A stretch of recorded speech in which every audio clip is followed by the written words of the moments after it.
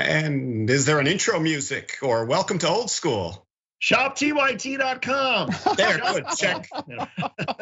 We have a combination. We take care of that yet? This is a brand new combination for everybody. 2 Davids and Mark. We just assembled this last minute, so I don't have a cute name for it or a little title for it, but that's who we are. David Schuster, say hello. You're a regular. Hello, everybody. David Schuster here. ShopTYT.com, brought to you by ShopTYT.com. Okay. I've mentioned it 3 times. That should be good for at least the first 45 minutes, right?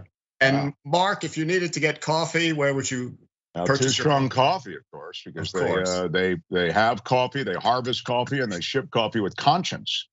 That's what I'm looking for when I have my coffee in the morning. Is coffee with conscience. Too strong. Are we drunk? Coffee. Is that what's going on here? No, we're just trying. That's all we are. Well, I'm going to start with.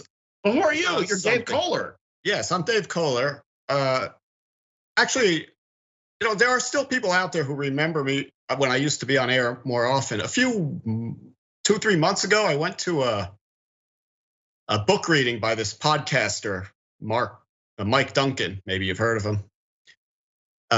He does history podcasts. He had a book on the Marquis de Lafayette. I went to hear him out. And there was a guy in the audience. We were all masked up, and he said, "Are you Dave Kohler?" He was he recognized you through your mask? Yes, and he was much more happy to see me than to sit in the audience and listen to this podcaster talking about his book. It made his day, and it made my day. I felt great about it. And your brother was so happy about it.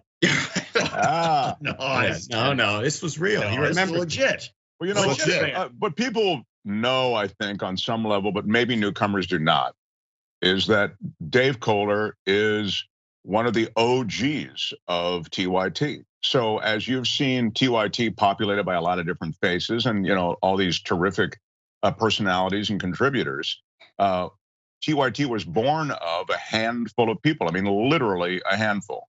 And that handful was made up in part of Dave Kohler. I mean, so it really is like, the original Mod Squad was Dave Kohler. So it's kind of you have that, Dave. And then, as a result, everybody was doing everything back then in the early days. Right, including being on air. So yes, thank you for explaining that. That's the context of why it's still somewhat surprising, but not surprising that somebody would recognize me randomly in a. Well, I would think if Mark Thompson, if anybody recognized you, I mean, I would think that if somebody heard your voice in a crowd, they would say, "I know that guy. That's Mark Thompson." How often does that happen to you? Yeah, a lot. The voice does. It's really cool. I mean, it's flattering. That would be the case, and it happens a lot. Usually if I speak, people can. I mean, immediately they lock up. As oftentimes they really literally will lock up on my name or on TYT, of course. Certainly when I'm wearing the hat. No, but it does happen, Dave. You're if I can say sweet, you're sweet to point that out. That I have that voice that kind of is recognizable. You're right. You got great pops, and it's a very distinctive. I mean, some people would say, well, they've got a great voice and a great broadcast. You have a great voice, and it's also very distinctive. Thanks. I've done a lot of stuff. Very hundreds and hundreds of hours of primetime narration and all this stuff. So it's been out there in the zeitgeist for a while, and now I just get to reap the benefits of some people saying that they like it, that they like the work or whatever it is. So yeah, you're right. It's kind of cool. So thank you. Let's go to one of those things you've done, because I've been meaning to ask you this on many old schools, but we always get sidetracked by Jenks topics, which admittedly are much better than this topic. But Jenks not here, so I can't stand it when the local weather people say, temperatures tomorrow are going to be warmer. That's not what temperature is. Temperature measures how the temperature, how the heat and the cold. The temperatures are higher or lower. They're not warmer. Why do they deliberately have to be so ignorant on local weather? Are you? It's as though Dave has been just taken over by an 85-year-old man who lives by himself, watches TV and goes, "I'm going to slam out this email. How come you weather people say the temperatures are warmer? There's no such thing as warmer." You're, of course, sort of right-ish, because colloquially people speak that way. They speak warmer, cooler. I mean, that's why. I mean, why do weather people? And by the way, for those who may not know, I did the weather television for many, many years, which is why Dave's asking me this question. But I just, because if you don't know that, it would be like, that's an odd thing for him to mention. But the way people speak is that way. It's going to be warmer tomorrow. Temperatures. It's going to be warmer tomorrow. I know you're saying that temperatures are going to be warmer tomorrow. You're right. It's a weird way. I don't know if I said it or not. I probably did, and it was a.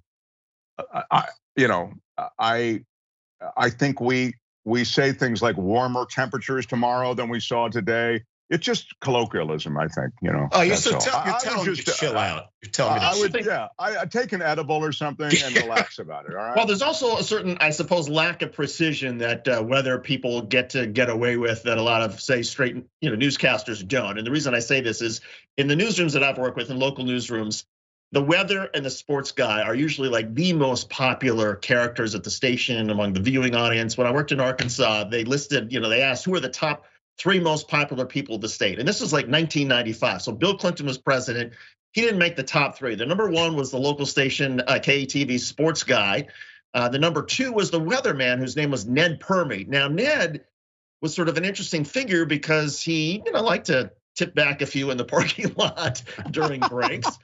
Nothing wrong with that. He never missed the forecast or missed a slot, but he could say anything. He could say it's raining cats and dogs on a beautiful sunny day, but people just loved him. He could get away with anything. So I'm sure he probably said all the time, oh yeah, temperatures it's getting warmer, it's getting colder. And even though some people might have said, well, no, they just love the guy. You love the weather person, you love the sports guy. So maybe they just get lazy because that's part of the DNA of those characters on a show, is that their lovability. I would suggest that maybe that's changing a little bit. There's sort of a faux credibility that is established among some of these characters, but still fundamentally the chance to relate to the audience in a way that is generally positive is with the weather person. I thought what you were going to say, it's interesting you went for, I thought we were going to say is that we are remarkable from the standpoint, I'm talking about weather people, in that we can be wrong as much as we are, and so profoundly wrong, and still pay no career price for it. You know what I mean? There's a, built into the job is like a 30%, depending on where it was. Certainly in Arkansas, it's true. Yep. That you're gonna miss some severe weather. You've got changing weather. I was a weather guy on my way up in Denver, Colorado. We used to say, if you don't like the weather, wait 20 minutes. Where you had these massive changes in weather. I mean, literally temperatures could drop 40 and 50 degrees, and suddenly. And if you missed those, still somehow the audience forgave the fact that that's the way it is. The computer models, blah blah blah. So I think you're right. It's the personality of the show, and they're ready to overlook most anything because of the personality. And I also get the sense that most people sort of know that weather is sort of imperfect science, that it's hard to predict perfectly what's going to happen. And so we're all sort of in this boat together of, okay, yeah, it looks like it could be snow tomorrow, but it could be sleet. But man, I'm going to feel a lot better knowing that likable guy or gal on the TV is telling me all about it. And so maybe they give them a pass. Good point. I mean, what I'm anxious to know is in the next 10 years, what happens? I mean, local news has held its own a bit during this time, but network television, as you're aware, I'm talking about old school legacy media, has taken a huge hit. I mean, you've got even hit shows with numbers that would have been embarrassing 10 years ago, but now they're just happy to hang on to some audience. What we're doing now, of course, is far more in the wheelhouse of many people who take in media. And so when you talk about cutting the cord and going with YouTube TV or Pluto or and all these different ways that you can take in media, it makes me wonder what the state of local news will be. It's really it's kind of an older audience, and they will age out, and eventually that local news, regardless. I used to like local news and I still do kind of maybe it's because I worked in it for a long time, but for the sense of the community you have. I don't think they necessarily tell you the most important things going on in the community, because the most important things, tragic as they are not the hit and run down there at 3rd and Main. You know what I mean? That is not the thing that affects the community at large most dramatically. It affects the community of the people involved in that hit and run, but I think still the local news gives you a sense of the community, or maybe it's just a connection to that community. And so even as they continue to have audience, I wonder over time if that legacy media that they're part of is just going to go away, and they're going to go away with it, or have to change dramatically. Well, Dave, I'm curious to hear your thoughts about sort of local news and where it's going. But I'll tell you from my own personal experience that of all the places that I've worked, and I've worked, local news in Arkansas in the mid '90s, and I worked at Fox News, then at MSNBC, then Current TV, then Al Jazeera America, then I-24, goes on and on and on. The place where I felt like I had the greatest sort of connection and the most impact was in local news in Arkansas. And part of it was, we covered murders and fires and all that kind of stuff. The station was great about letting us do investigative journalism, and whether it was the mayor of North Little Rock who was corrupt and had everybody, all the local employees, switch insurance because he was on the board of another insurance company and wanted everybody to have that insurance, even though they had to pay higher premiums. I mean, it just goes on and on and on. But you felt like you're really, really having an impact on the community. And I felt like people were far more connected to us. I was more connected to the people that I lived with, and the neighbors and all that sort of thing. And it was strange because even I think back then, maybe starting in the '90s, local stations were starting to cut back on staff, and instead of having photographer, sometimes reporters would have to go out and shoot their own stuff. So they were just starting to cut back. Even though I felt even starting back then that there was so much of a greater connection to the local community than the network broadcasts and certainly international and cable. But Dave, your thoughts? Well, yes, as we watch the decline of legacy media, especially TV and local news, I actually agree with Mark that you do get a sense of community from local news, but that could be its salvation if anyone cared or smart people went into it and they gave it a try. I think local news could be really good and could survive much longer than the decline of other traditional TV shows, because it's a great opportunity to get people to know their community. They just have to adjust the stories. They have to be smarter, not just about saying the temperatures are warm, but all their stories. They just have to take them a little more seriously, get a little away from the sensationalism, but keep enough of that to keep the audience. I think there's a lot of potential for local news, but I don't see it being fulfilled anywhere. I don't know. What am I applying to be the program director for a local news station? Maybe I have the vision. Well, I mean, one of the problems that you'd have is that you're part of this machine, which is legacy media, and people are getting away from that machine. So primetime television viewing is down, and that's your lead-in as a local newscast. In other words, you live in an ecosystem that is created by this CBS, NBC, Fox, et cetera.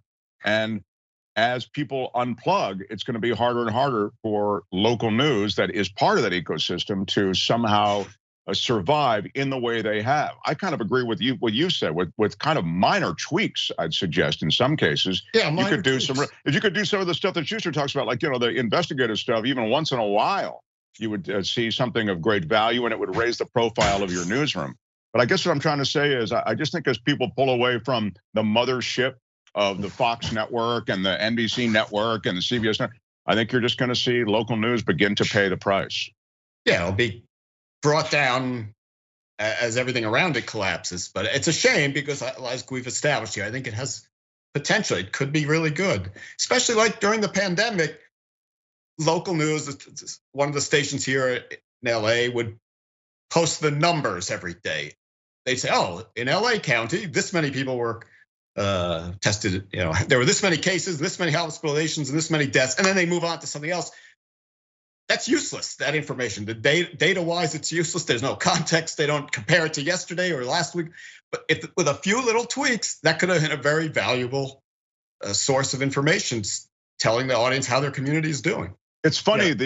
The Citizen app, I just quickly, I was going to say, because when you mentioned like these apps where I wouldn't necessarily expect to see that information, they're stepping up with updating that information. And so I think you see increasingly little super hyper localized things, like Citizen app that come to try to fill in some of those gaps, Citizens app, it reminds me of, so here where I live in Connecticut, there's a local Facebook group for our town. And there's probably, maybe 2,000 or 3,000 people now who are part of this Facebook group. And people put all kinds of information. There's, people say they witness things. They see a bear walking across Route 7, whatever it is. People take pictures, they put videos.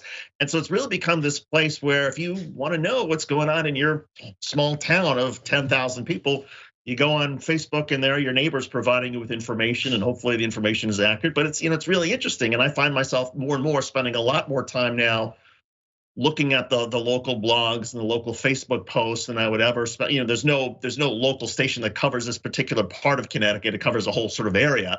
But even then, I don't think my time spent in front of watching local news keeps diminishing, and more time spent, if I want local news, just finding it out from the neighbors who are posting.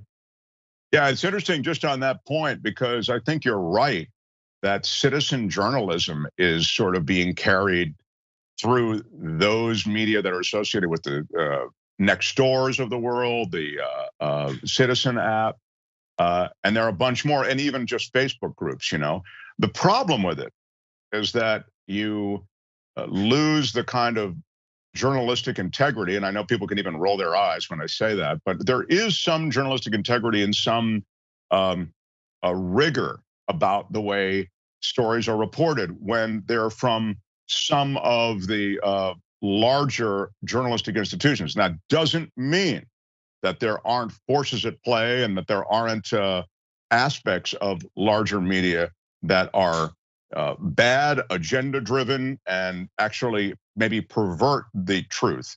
But that said, there is nothing really in the world of citizen journalism to provide you any sort of confidence that what you're hearing is in any way accurate or vetted, or and so you even as we embrace some of these things, I worry that they may not do the greatest job getting us accurate information. Sure, and the problem with hyperlocal is by definition the audience is tiny. So how do you make that into a successful business? You got to aggregate all that. So I promise that we will not talk about weather much longer, but I've been waiting months to say this. I just want to get it off my chest. Both of you can ignore it, and then we can move on to some other topic. But the other thing that drives me crazy is when the weather people say, well, tomorrow there's a 10 to 30% chance of rain depending on where you live. And how is that in any way useful to me? Is it 10 or 30? And if it depends on where I live, I want to know where I live, whether it's a chance of rain or not. So useless. Well, that depends on where you walk into the movie. I mean, within the context of what you've just said, of course, it sounds absurd. But if it's preceded by, well, if you're near the foothills, there's probably an increasing chance that you'll see rain. We'll call it 30%. If you're in the flats, probably only a 10% chance that you'll see anything. And then at the end of the run, you'd say, so you can see you got a chance of rain up there anyway, 10% to 30%, depending on where you live, now has a context. If you were watching earlier, maybe it was not, said in the most elegant way, but I think, Dave, you are really holding these people to too high a stand. Well, and caller, let's just point out for people who are maybe not so familiar with the Young Turks or with old school, you're in Southern California, right? Right. So there's nothing to say in the weather. Right. Yeah, a 10 to 30% chance of rain. Okay, so just, I don't know, maybe carry around an umbrella for those few occasions when it rains out there, when it's not 70 degrees with a slight breeze coming in from the ocean. We're talking, it's been 22 degrees where I am, and you're complaining about a 10 to 30% chance of rain in Southern California? Are you serious? Come on, man. Just because our weather is more tranquil doesn't mean we're not allowed to complain about it. I'm on Kohler's side on this. We are allowed to complain. We got a bunch of crap going on here related to climate and weather. And Dave, you're allowed to complain. I just wish your complaints were a little more on point. That's my complaints are with your complaints. I understand. Not with your ability to complain. Well, here's the complaint that I got today related to my weather, and I was just talking about this with Dave earlier. So, we've gotten a lot of snow here in this part of Connecticut, and so we sometimes have things delivered to the house. And this delivery person came and she pulled into our driveway, and suddenly I hear the knock on the door. Can you help me push my car out? She was really mad because she pulled into our driveway and didn't know how to drive out with the snow and ice, and said, you guys have a responsibility to shovel your driveway. You have to keep it clean for the delivery people. And I'm thinking, no, most of the delivery people, they just stay on the street and they walk in, but also you're an idiot for not being able to figure out how to get there. And she kept saying, push my car. She was not nice about it. She kept saying, push my car out of here. And I'm like, I can't push a 2,000-pound vehicle uphill in ice and snow and get it out. That's not gonna work. Let me take your car and I'll drive it out for you. No, that's not gonna work. And she kept spinning the wheels and spinning wheels. Finally, she got so frustrated. She opens the door and says, there. And I'm like, is this stick shift or automatic? She says, automatic. Okay, well, it took me about 10 seconds, turn the wheel a little bit, put on the gas a little bit, and I was able to get it out, no problem. Does she say thank you? Of course not. She's like, next time you need to shovel your snow. And I'm thinking, okay, good luck to you. And I'm like, what? You could have at least said thank you, or instead, maybe she's just mad because she's a delivery person and she's having to deliver in the snow and the ice and it's cold and it's probably not the greatest job. But I thought, a little bit of humility, a little bit of kindness, say, hey, thanks for helping me get my car out. Instead, you make me feel bad because I haven't shoveled the driveway, because I haven't gotten rid of the snow and the ice. And now you're just gonna be a jerk about it? Come on. It's a shame that it wasn't a UPS truck driver who got stuck. You could have lived your childhood dream and driven a UPS truck for a couple of seconds. But that's the thing, is the UPS people know to stay on the street. They would never pull into a driveway. Yeah, did you tell her that before you got to say, UPS would never do this? Those guys know what they're doing. The thing I was regretting when she walked away, I thought, you know what? I am so stupid. If I had just turned this thing on and just walked out there and just started recording my interaction, I would have one of these YouTube viral. Yeah. Because she was a Karen who was mad at me and mad at the world and mad at the snow and mad at the ice. And, I missed my opportunity there. I remember going to Connecticut. I'd never been. It was my sophomore year of college. And I went with my roommate, a guy named Bill, really nice guy, and didn't know much about his family, but he was so nice to, I didn't have a car or anything. I think it might've been a holiday or some holiday. He said, hey, come down to my house in Connecticut. Well, for just a long weekend. So I went with him. And it was winter. This is why I'm thinking of it. This story that you're telling reminded me so clearly of Bill and this driveway. So we get there, and he's got a nice, at the time, it's kind of a muscle car, a Camaro. And I thought, wow, Bill's got a Camaro. This is cool. We drive back to his place, and it was in a town in Connecticut that you may know. I'm sure you do know, called Darien. Darien, sure, a couple towns over, Fairfield County. Yeah. We're going to Darien, Connecticut again. I don't know Connecticut, whatever. We pull up, and there is this huge, biggest BMW I've ever seen. It was a 7 Series, 740, whatever, IL, the long one, and it's stuck in the snow going up, trying to get into Bill's driveway, and in it is Bill's dad. Okay, so we pull up just in time. And there's all this snow on the ground. It's kind of like the driveway, at your house. She's sure there hadn't been a clearing, I guess, didn't had a chance to, or whatever the situation was. So he's just spinning the tires, and we pull right up.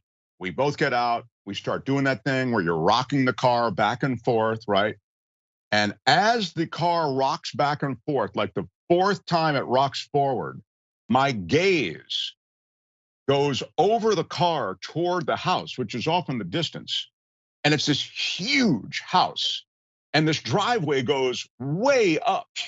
And I remember thinking, as I'm pushing this car, and thinking, wow, Bill is rich. He is so rich. And it was like the first encounter I'd had, at least, where I was a formed adult as a sophomore in college, where I thought my good pal has a lot of money. And this is going to be interesting to see what it finally. So we got the car rocked out up there and into this home, which was just, stunning. And it was like this New England, old money feel. It was kind of wild. He lived next to Dave Brubeck, remember the jazz musician. Jazz musician, Dave Brubeck. He lived next door. So. Wow. Well, we have no jazz musicians who live next door to us. We have got no BMWs, no long driveways, short driveways, smaller house.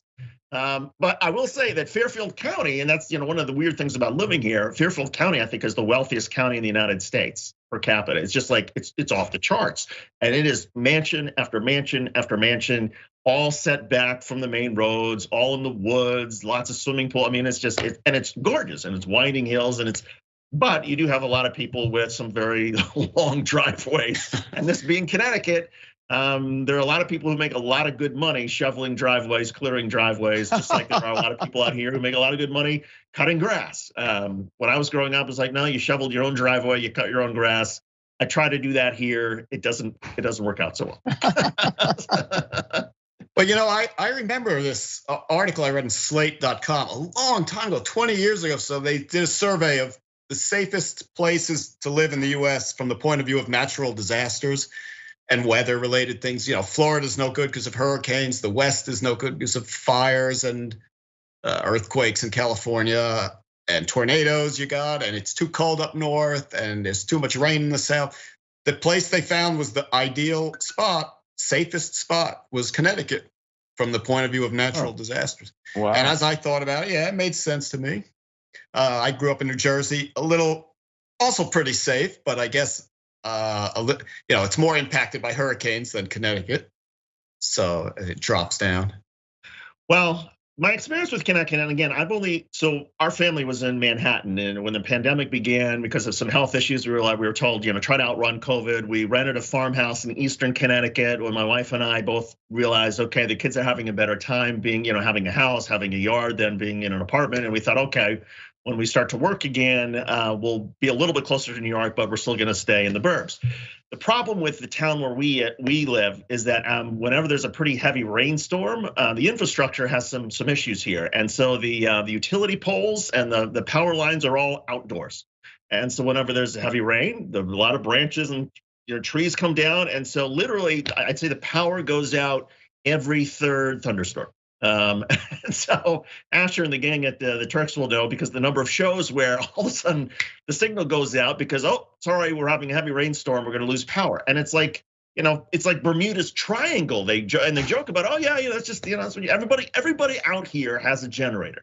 You have to have a generator because of the number of times that you lose power. And I'm thinking, okay, so far so good. At least in the wintertime, the snow it's been so cold that the snow is not so thick and it doesn't stay on the power line, so we haven't lost power yet. But that's coming.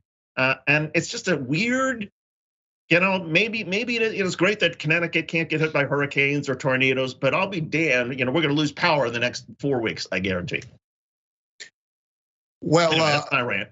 Yeah, maybe my info is 20 years old, and maybe no place is safe anymore from Mother Nature. But. Well, Connecticut's got the Lyme disease. Don't mean to. Yes. Don't mean to rain on the parade, but or join the parade. That's where it's already raining. But I had Lyme disease. I got Lyme disease. I got Lyme disease in Maryland, actually. So I know it's all over the Northeast, and now I think it's even in parts of the West. So. Yeah, you're always checking your kids for ticks. I've pulled off probably a bunch of ticks myself. You romp around in the yard, and then there's this little dot on you, and you pull that thing off, like, oh, that's a tick. Well, okay. Yeah, so. I'll tell you. It's if you're not used to it though. I went back.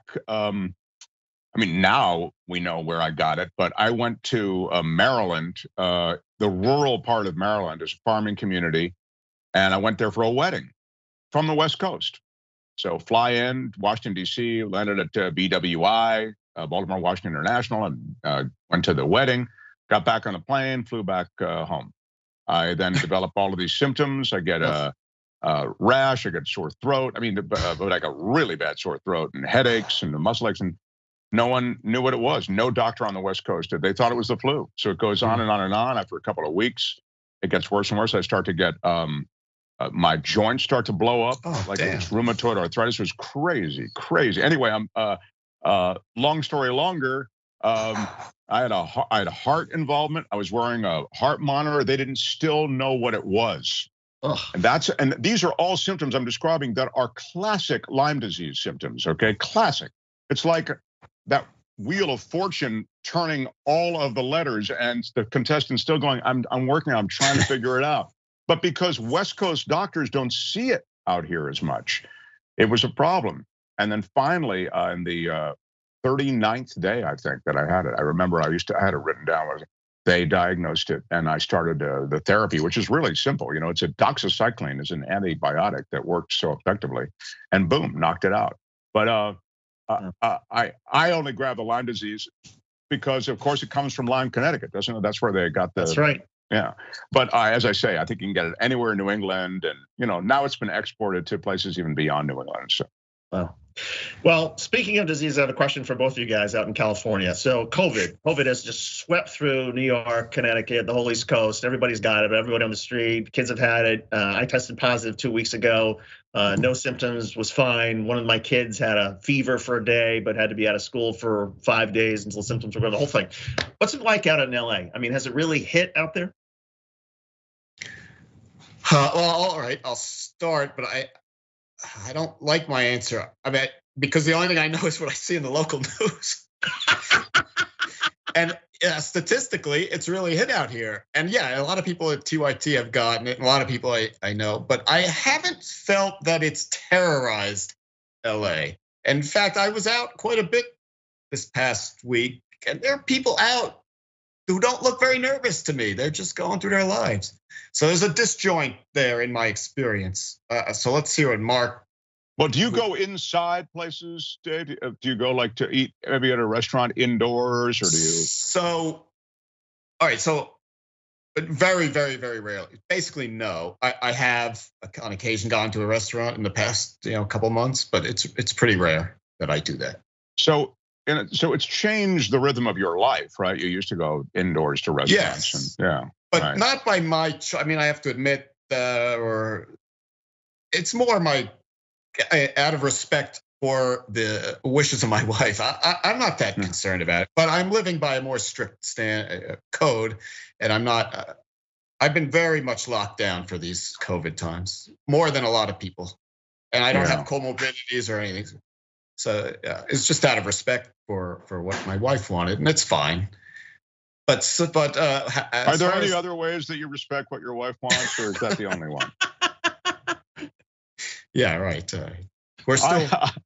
We're going strong, so there must be a lot of respect there. I do think that even though Dave, I know it says that he's is kind of in lockdown. I think what he's talking about is very much the case in general in LA, which is that people are trying to go on with their lives as best they can, but there's definitely cheating toward outdoor venues, and there's much more of that possible, of course, in Los Angeles than there might be in, certainly in Connecticut, you know what I mean, or in the Northeast. So I think there is that. I do also agree with what he was saying about local news. And if you watch the news, I mean, it's alarming, it's scary. I mean, that's what gets clicks, that's what gets eyeballs. You're always trying to, but the numbers are concerning, and you look at how the hospitals are doing, and sort of the stress of COVID on healthcare workers. These are all real stories that I think represent reality. So that all those, but in terms of how it affects your life, all those things that I just mentioned do get into your psyche, right? And so you begin to feel as though, well, I have a public responsibility also to be vigilant. It's a little bit of what Dave feels toward his wife. I think we feel toward, just people in general. So I guess the answer is it's definitely affected our life, and we try to be vigilant. We haven't gotten it in the house yet, but I wouldn't be surprised if it finds its way. Also, I think not only affects our psyche, but also the psyche of all of our friends and neighbors and relatives. Because it was so interesting a couple of weeks ago when I thought, okay, this is my turn. So I put out a note on Twitter and said, after 2 years of trying to outrun this thing, it finally caught up with me. Tested positive, thankfully, mild to no symptoms whatsoever. Same with family members, but so it goes. And the number of people who reached out who I had not heard from in a long time, like, oh my God, that's terrible that you got it. Are you okay? Is everything gonna be all right? And I thought to myself, yeah, I'm fine. It's more just sort of interesting that after talking about this for 2 years, now I'm talking about it with my own family about, okay, now it's our turn. But if I didn't know better, I would have thought this is kind of like, just a cold or a flu. I mean, I was sort of like a day of feeling exhausted, and a little bit of a scratchy throat and some sniffles, and that was it. And my daughter, a day of a fever, and the other people in our family. So it was just, I think it was more like we've built up. We have spent so much time, justifiably so, because of people who get seriously ill, and the number of people who die from it. But for people who are, again, vaccinated, boosted, it's not that bad for the most part. At least my experience has been, and the experience of everybody that I know that's been vaccinated and boosted. And it just goes to show, I think, and this is, I think, one of the regrets that I have. Yes, I understand why we've all spent so much time having to talk about this, and particularly the first year before the vaccine came. Everybody was terrified. If you got it, how serious might it be? And there were young people, old people who were dying from it. But since we've gotten the vaccine and the booster, I feel like there is this real divide in the country, which is unfortunate, because I think if everybody would just said, okay, the vaccine is out, let's get the vaccine, let's get the booster, it wouldn't be a big deal. It really wouldn't. And all the data, everything again shows, and I've been harping on this, on the shows and everything, but you are 12 times more likely to be hospitalized from COVID if you haven't gotten the vaccine, haven't gotten a booster. Yeah. Everybody else, it feels like the cold. Yeah, but David, if you said it was no big deal, which is kind of what the last administration said. I mean, Janine Pirro and all the Fox News parade of punditry there, they all said it's no big deal. It's going to cycle out like the flu. They did play it down, right, to that population. I think you would have had. I mean, had that been the general message, I think you would have had an even lesser, show in terms of the vaccination. I mean, you couldn't have turned up the scare meter much higher than the media turned it up to get vaccine cooperation and booster cooperation. I think everybody else now, it's become a political jihad for so many. And to be fair, some of what you're saying is part of the cross currents that we experience when talking about the question of vaccines. This variant, not that bad. It infects people. There are breakthrough cases. We hear a lot about the breakthrough cases with those who've had vaccines. You begin to see how the water gets muddied a little bit. And so when we talk about, I wish everybody just gotten a vaccine, we could have moved on. I guess what I'm trying to say is I think that was the idea. You created this, I mean, the general you, I mean, government, media, in the zeitgeist, there was this, well, you got to get vaccinated because this is killing people everywhere, in Italy, across Europe, in the UK, and here in the US. And the vaccine numbers were what they were, and now that it's kind of rolled around to a variant that doesn't seem as bad, and you detailed it, I think, quite well, that it just sort of rolls through you in largely, or in large enough numbers that we don't hear the horror stories quite as much. I think it puts us in a tough spot from the standpoint of the culture and society, don't you think? I agree, and I think for me the great disappointment is, I think early on in the pandemic, if somebody would have said, okay, there's going to be a vaccine within a year, will the pandemic still be around after 2 years? I would have said absolutely not. Everybody's going to rush to get the vaccine. Everybody's going to get this taken care of. That's going to be it. And there's such regret, I feel, for the people that I know, and unfortunately I know some who decided, I'm not getting a vaccine, I'm not going to get boosted, I'm going to take my chances. Well, you know what? You're not only taking your chances with yourself and having a far more dangerous case, but you are risking other people that you breathe on. And I just, I still can't, I'm still trying to wrap my mind around, okay, this is a nation that got rid of polio because everybody got the polio vaccine when you were kids in order to go to school. What is it now that is stopping so many people from just getting the COVID vaccine or getting boosted? I mean, the data is so clear. And it just, that's, to me, I think the great frustration that I have about the world around me or America around me right now is just we are, this division of just, stupidity. And this is to me, it's not a big deal to get the vaccine. It's not a big deal to get boosted. It's not a big deal for my kids to get the rubella and polio vaccine. Why are so many people making this such a big deal? And by making it a big deal and being so resistant, we're still having to talk about this damn thing and still having people die from this damn thing. Yeah, it's interesting. I will say this one thing. Sorry, Dave, I didn't mean to cut you off at all, but I just want to, in my family, there, as I think in a lot of families, you have some vaccine resistance. You have, I have full-on anti-vaxxers in my family. They don't make up the majority, but they exist. And one of the reasons somebody in my family you think you'd have to call this person anti-vaxxer, is that they had a really bad reaction to the first vaccine, okay? Not the first of the two. And that's a real thing. I don't think that that's being made up by this family member, right? And I think that there are legitimate cases. Those stories, they do tend to maybe get amplification or maybe appropriate attention. I don't know. I mean, you can tell me, but there are enough out there that you begin to as you know, to belabor the reference I made before, muddy the water on it. And so if you're looking for a reason to be vaccine avoidant, the information to throw doubt on it is out there. I think, as you suggest, overwhelmingly, it would seem not to represent a threat. But as I say, if you're averse to getting it or you have anxiety about it, there's certainly enough. There are enough places you can go that will only reinforce that anxiety. That might be a way to put it. Yeah, sure. So I mean, you've mentioned the political divisions, the stupidity, the little waves of weird anti-vax bubbles that go through the country, and all these contribute to the divisions. But just today, on the Washington Post online, I noticed something that's also emblematic of the confusion. So on the upper left, there was an article earlier today about how it was saying a study has shown that the effects of the booster last a long time and we don't need a second booster. Down in the lower right, there was an article saying, oh my God, everyone needs to get a booster and we need to change our policy right now. Now, the point is the first article was talking about the second booster, the bottom right article was talking about the first booster. But if you ignore that subtlety, these two articles seem to be completely contradictory. Right there on the front page of the Washington Post, which is a respectable, supposedly responsible publication.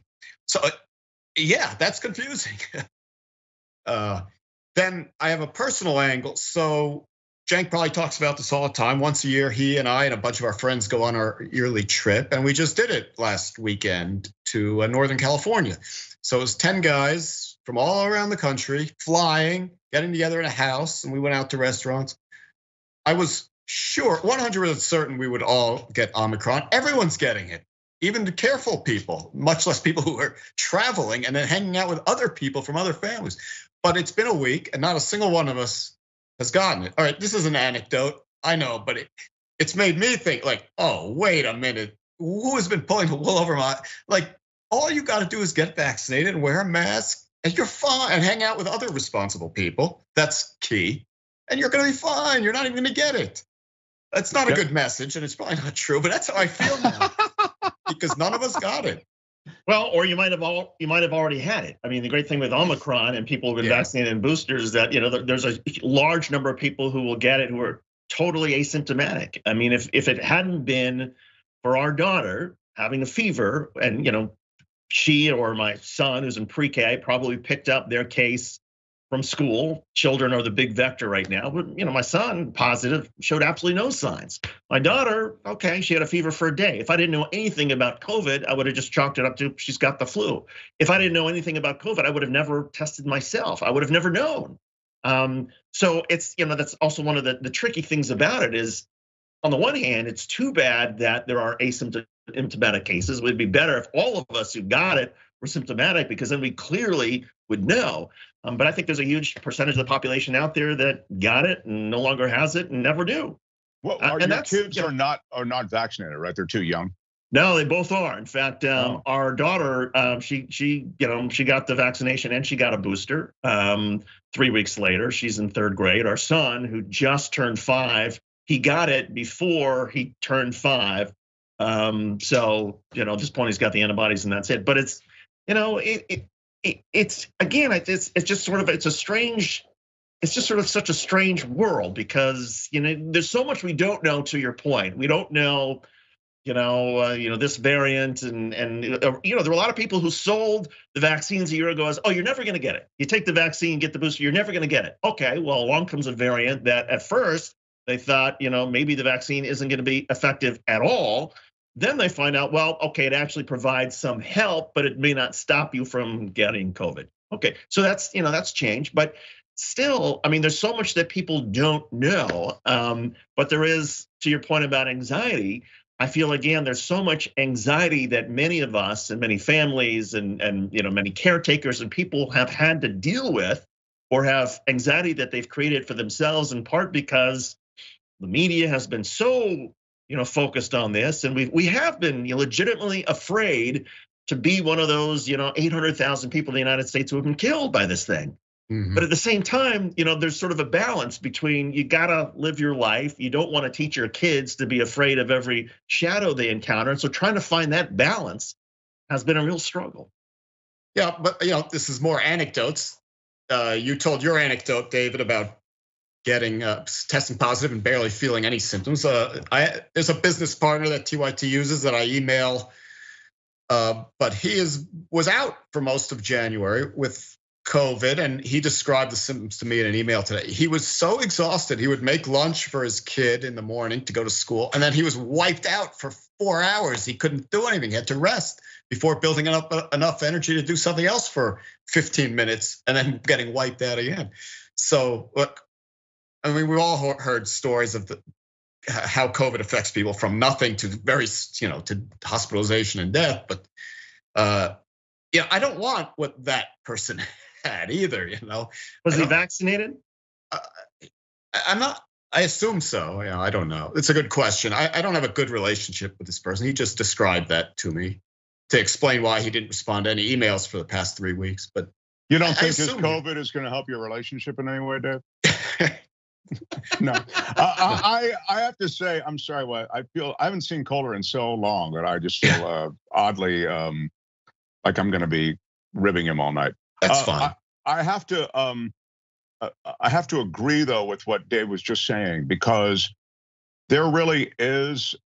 I wish it was as tidy as David Schuster is suggesting, and I know he doesn't mean to suggest it's no big deal in the cases where it is a big deal. I know, but it is the case that the sort of symptoms that Kohler was just talking about, where somebody has intense fatigue that lingers for a long time, fevers that extend out over days.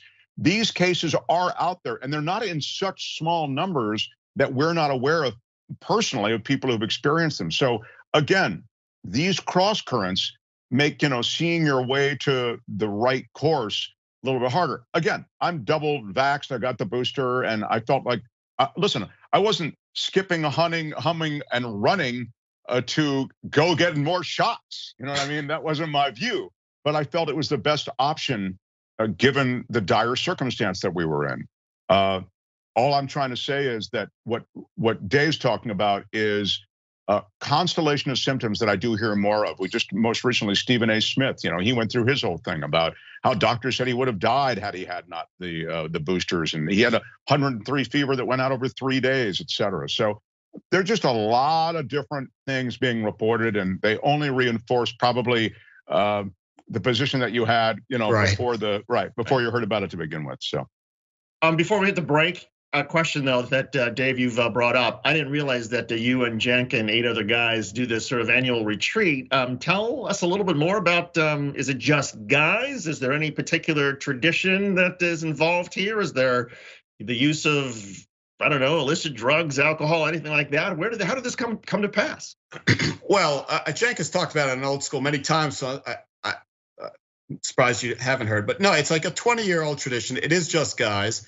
It started, well, probably with a trip to Las Vegas, and then we say, hey, that was fun, let's do it again next year. It's during Martin Luther King weekend, so you get that extra day. It's during we would always we used to pick destinations that no wife or girlfriend would want to go during the cold, so nobody would be envious. Like, we've been to Detroit and Kentucky and Tennessee, Memphis, Mississippi. Then eventually we got a little tired and we started throwing in Miami and California and Colorado and Sedona, Arizona. So a little more desirable. But the tradition goes on. The destinations are now desirable rather than undesirable. But it's about a 20-year-old tradition. Martin Luther King weekend, just the guys. You guys just hanging out. Excuse me? You rent a house together? Yeah. Is it? Half the time we rent a house, half the time it's hotels, depending on the city. Well, Dr. King would be proud, Dave. That's all right. Well, the very first trip that we identified as the MLK trip was to Memphis, and we visited the Civil Rights Museum. So it was a proper honoring of all right. Okay. But you also had good barbecue, I assume. Yes, of course. And you also went to Graceland. We did go to Graceland. Yeah. Okay. All right. And that was quite amusing. Yes, Graceland. I've told you the story before, I think on Old School. I'm not sure I have, about going to Graceland for that Fox show called Encounters, where they send you, it's about the supernatural, ghosts, extraterrestrials, that kind of thing, and about the ghosts that inhabited this home that was right alongside, next door to Graceland. Have I told you going there to? Oh, that's something. We have to take a break right now. But when I think, is the members next? Is that with the members section? You'll get this story. It's not a bad story about how Fox flew me to Graceland for this big ghost story, essentially, with a woman whose home was haunted by the ghost of Elvis Presley, and she had the evidence for it. I'll tell the story next. Can't wait. Members. So. TYT, shop TYT.